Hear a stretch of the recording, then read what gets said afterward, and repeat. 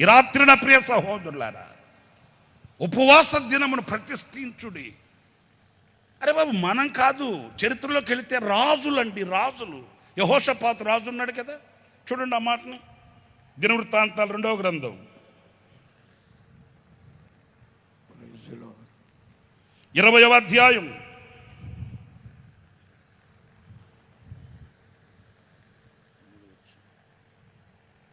1వ వాక్యం దగ్గర నుంచి చదువుతారు, ఒకసారి చూడండి, వినండి జాగ్రత్తగాను. ఇది అయిన తరువాత మోయాబీలు, అమ్మోనీయులు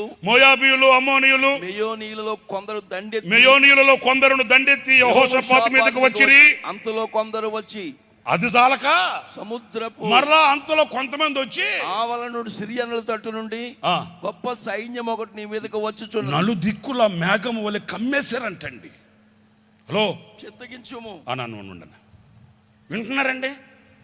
ఏదో ఒక శ్రమ అయితే, ఒక కష్టమైతే, ఒక నష్టం అయితే, ఒక వ్యాధి అయితే, ఒక బాధ అయితే, ఏం చేద్దాం, చూసి చూడట్టు దాటుకెళ్ళిపోదాం, అదే బోద్దలే, కాలం తీర్పు తీరుతుందిలే అనుకోవచ్చండి. తలల పైకెత్తనని చూడండి ప్రియులారా. యెహోషాపాతుకి ఇప్పుడు కలిగిన క్లిష్ట కష్ట పరిస్థితులు ఎలాంటివో తెలుసా? నలుదిక్కుల మేఘంలాగా కమ్మేశాయి. దారితెన్నులు తెలియని పరిస్థితుల్లో, అయోమయంలో అల్లాడిపోతూ, తల్లడిల్లిపోతూ, గుండె గుప్పిట్లో పెట్టుకొని గడగలాడిపోతున్నాడు. అంత పెద్ద రాజు. మీరు 3వ వాక్యంకి వచ్చేయండి. అందుకు యెహోషాపాతు భయపడి, చాలన్నా, ఏంటంట ఇప్పుడు యెహోషాపాతుకి ఏమొచ్చింది? అందరు నోళ్ళు తెరిచి చెప్పండి, ఏమొచ్చింది? అయ్య బాబాయ్, నోళ్ళు తెరిచి అందరు చెప్పండి, ఏమొచ్చింది? ఎవరికి? సామాన్య మానవుడు కాదు స్వామి. ఏదో రెక్కాడితే డొక్కాడుతుంది అన్నట్లుగా ఆనాటికి వెళ్ళి కష్టార్జితం తినే ఒక సామాన్యమైన మానవునికి కాదు, దేశాన్ని పరిపాలించే అధినేతకే భయం. ప్రియులారా, ప్రభుత్వాలు ఎన్నైనా మారచ్చు, కానీ ఈ ప్రభుత్వం మారదండి. ఏ ప్రభుత్వం? భయం అనే ప్రభుత్వం. మనిషిని పిప్పిచ్చేసేస్తుంది, మనిషిని కృంగతీసేస్తుంది. మీరు ఆ ఎక్స్పీరియన్స్ని మీరు టెస్ట్ చేస్తారో లేదో నాకు తెలియదు, కానీ ఆ ఎక్స్పీరియన్స్, ఆ అనుభవం మీకు ఉందో లేదో నాకు తెలియదు, కానీ ఆ భయం మనిషిని ఎంత కృంగతీస్తుందంటే, ఆ శరీరంలో ఉన్న ప్రతి పరమాణువు, శరీరంలో ఉన్న ప్రతి అణువు అలా శక్తిహీనత అయిపోద్ది, బలహీనమైపోద్ది. లెగాలన్నా లెగలేని, నిలవాలన్నా నిలవలేని, నడవాలన్నా నడవలేని, ఉండాలన్నా కూడా ఓపిక లేని దుస్థితికి భయం తీసుకుని వచ్చేస్తుందండి. భయము అనే పదం చెప్పుకోవడానికి సులువుగా ఉన్నా అనుభవించడానికి చాలా చేదైనది, చాలా కఠోరమైనదండి.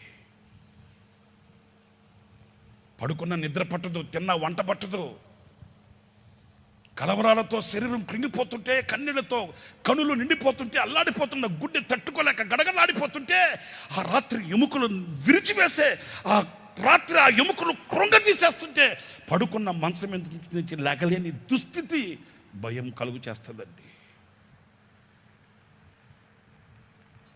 అందుకే ఈ సంవత్సరం పాటలు మనం పాడుకున్నాం కదా,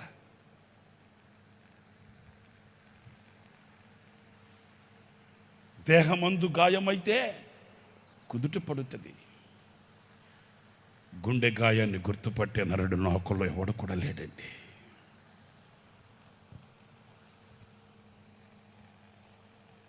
కంటికి కనబడడానికి ఎందరో ఉన్నా,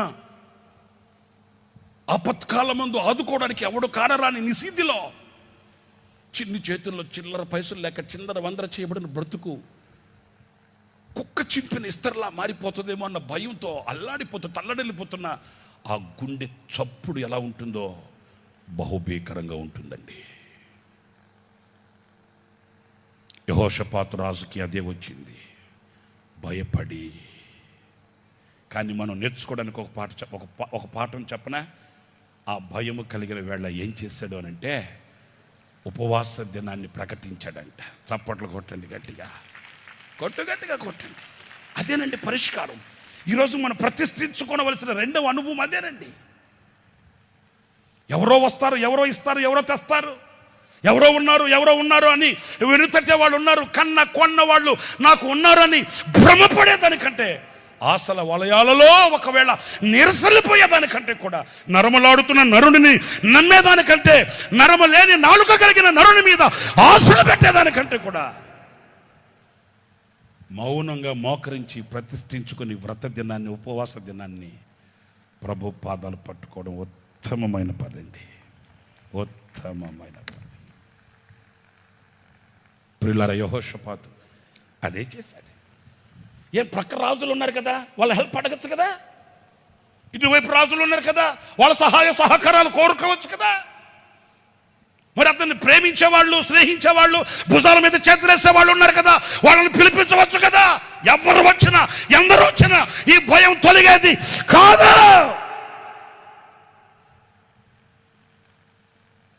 ఈ భయానికి విరుగుడు, ఈ కష్టానికి విరుగుడు, ఈ శత్రు సమూహాలని నేను జయించడానికి కావలసిన శక్తి నా కడుపు కట్టుకొని, నోరు కుట్టుకొని, ప్రభు పాదాలు పట్టుకునే ఉపవాస దీక్షలో దాచబడి ఉంది. అది నేను పొందుకోవాలి ఈ రోజున. నేను చేతులు జోడించి మీ సహోదరుడికి చెప్తున్నాను, ఒక సేవకునికి చెప్తున్నాను, ప్రతిష్ఠించండి. రాజు దగ్గరికి వెళ్ళడానికి శాసనం లేదు, శాసనం లేదు, ఆజ్ఞ లేదు. కానీ ఎస్తేర్ ఏం చెప్పింది? ఏం చెప్పింది? నేను వెళ్ళకూడదు, నేను వెళితే నేను మరణానికి ఆహుతి అయిపోతాను. శాసనం లేదు, అయినప్పటికీ కూడా శాసనాల్ని మార్చగలిగిన శక్తి కలిగిన ప్రార్థన మన చేతిలో ఉంది. ఉపవాస దీక్ష పెట్టండి, ఉపవాస ప్రార్థన చేయండి. నేను వెళుతున్నాను, నాకు ఒక విశ్వాసం ఉంది, నాకు ఒక ధైర్యం ఉంది. ఏ ధైర్యంతో నేను వెళుతున్నానంటే, మీరంతా ఉపవసించి ప్రార్థన చేస్తున్నారు, నేను ఉపవసించి ప్రార్థన చేస్తాను. మీరు చూడండి, ఎస్తేరు గ్రంథంలో మాట 4వ అధ్యాయం 16వ వాక్యం. నీవు పోయి శూషణనందు కనబడిన యూదులందరినీ సమాజ మందిరములకు సమకూర్చి, సమాజ మందిరానికి సమకూర్చి, నా నిమిత్తం ఉపవాసం ఉండి, అయ్య బాబోయ్ 3 దినములు అన్నపానములు చేయకుండుడి. నేనును నా పనికెత్తులను కూడా మీరు ఉపవాస ప్రార్థన ఉండండి, నేను నేను నేను నేను నేను నేను మాత్రం నా పని మీద నేను ఉంటాను అని అనట్లేదండి. మీరు ఉపవాసం ఉండండి, ప్రార్థన చేయండి. నేను ఉపవాసం ఉండి ప్రార్థన చేస్తాను. నా పనికత్తులు, నా చెలికత్తులకు ఉన్నారు కదా, వాళ్ళు ఉపవాసం ఉండి ప్రార్థన చేస్తాము. ప్రవేశించుట న్యాయ వ్యతిరేకంగా ఉన్నను, నేను రాజునద్దకు ప్రవేశించుదును, నేను నశించదును. చూడండి, ఈ వర్తమానాన్ని పంపిస్తే 17వ వాక్యం చదవనయ్యా. 17వ వాక్యం. ఎస్తేరు మొర్దెకైతో అటువలనే మొర్దెకై బయలుదేరి ఎస్తేరు తనకు ఆజ్ఞాపించిన ఎంతటి ప్రకారము ఏం ఆజ్ఞాపించిన ప్రకారం జరిగించడం అంటే ఏంటి? ఆమె ఏం చెప్పింది? ఆ నాయకుని దగ్గరికి వెళ్ళు, ఈ నాయకుని దగ్గరికి వెళ్ళు, వాళ్ళ దగ్గరికి వెళ్ళు, వీళ్ళ దగ్గరికి వెళ్ళు, వీళ్ళ పాదాలు పట్టుకో, వాళ్ళ పాదాలు పట్టుకో, వాళ్ళ రికమెండేషన్ తీసుకో, వీళ్ళ రికమెండేషన్ తీసుకో అని చెప్పిందా? లేకపోతే ఉపవాస దినమును ప్రతిష్ఠించి మోకరించి ప్రభు పాదాలు పట్టుకోమని చెప్పిందా? ఆమె ఏమైతే చెప్పిందో అలాగే ఉపవాస దీక్షను ప్రకటించి ప్రార్థన చేయడం ప్రారంభించారంట. ప్రియులరా, మనసు పులకరించే ఒక మాట మీతో చెప్తాను. ఎక్కడి నుంచైతే కఠోరమైన వార్త వినవలసి వస్తుందని భయపడుతూ వెళ్ళిందో, అక్కడి నుంచి దయగల మాట ఆమె చెవిన పడిందండి. దయగల మాట చెవిన పడిందండి. గుండె గుప్పిట్లో పెట్టుకుని గడగడగడలాడుతూ ఏం జరుగుతుందో, ఏ వార్త వినాల్సి వస్తుందో, ఏ మాట వినాల్సి వస్తుందో, ఇక అక్కడి నుంచి అటేనా లేకపోతే మరలా తిరిగి ఇక్కడికి వచ్చే పరిస్థితులు ఏమైనా ఉన్నాయా అని అల్లాడిపోతుంది. ఆమె అడుగు పెట్టింది కఠోరమైన మాట కాదు కదా, దయగల మాట. ఆమె చెవులతో వినింది. ఆమె అంతరంగం పులకరించిపోయి ఉంటుంది.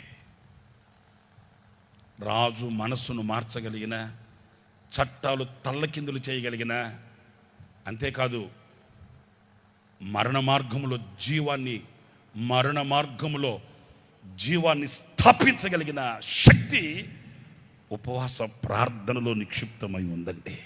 ఉపవాస ప్రార్థనలో నిక్షిప్తమై ఉందండి.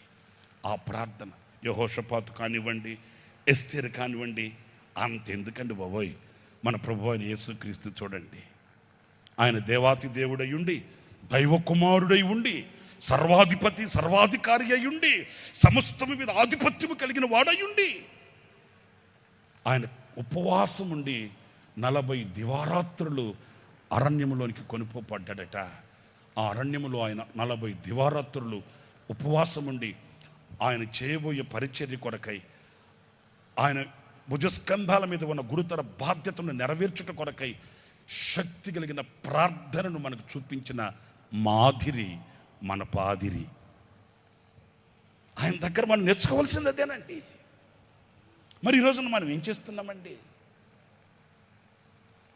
ఆ ఉపవాస దినాన్ని ప్రతిష్ఠించుకొని,